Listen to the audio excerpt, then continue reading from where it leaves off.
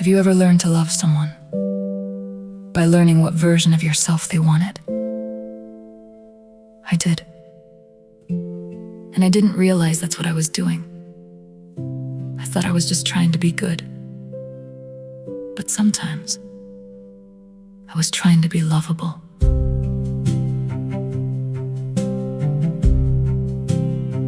I learned the shape of approval by watching someone's eyes. I learned which little parts of me could make the tension die.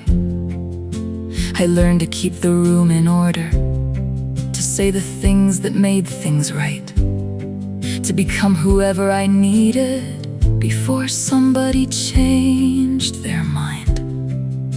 With Deanna, I learned that love could feel very black and white, right, wrong, good, bad, proud, disappointed. And when you're a child, you don't necessarily understand that adults have their own struggles, their own wounds, their own limitations. You just think, what did I do? And then, how do I fix it? I started trying to become the perfect version of the person she wished she could be. Not because anyone handed me that assignment. I just watched. I absorbed it. And I tried. I thought if I could get it right, I'd finally feel secure. If I became the perfect child, then maybe love would stay for sure. I learned that clean rooms mattered. I learned that moods could change. I learned to measure every little thing before I stepped outside the frame. And with my father, love had its own rules. Keeping Deanna happy mattered, keeping my room clean mattered, but one of the biggest things was how I looked. My hair, my appearance, the way I presented myself. It could feel like my body belonged to someone else's expectations. I remember cutting or dyeing my hair, sometimes even with Deanna's approval, and my father could become furious. And as a kid, you don't think, my parent is struggling with control. You think, I did something wrong. So I learned to perform love before I knew what love could be, changing little pieces of myself to keep somebody happy with me. I thought being loved meant being right, being good enough to stay. I didn't know that real love was never meant to work that way. That's the strange thing about childhood. You don't always remember the rule.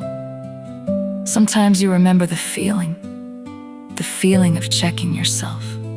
Your room, your words, your behavior, your appearance, your face in the mirror. Will they like this? Will this upset them? Am I okay if they're not okay with me? And eventually, you become very good at managing yourself. I became careful with my choices, careful with the things I'd say, careful with the person in the mirror, afraid I'd give myself away. I knew how to earn affection, I knew how to make things right, but I didn't know that I could simply be myself and still be loved tonight. Maybe that's the part I'm still learning. Love isn't supposed to be a reward for getting everything right. You shouldn't have to earn tenderness by being useful. You shouldn't have to keep somebody else's world perfectly comfortable just to have a place in it. And your appearance, your personality, your identity shouldn't have to belong to someone else before they can love you. I can understand where my parents came from. I can recognize the good they gave me. I can acknowledge the things that hurt.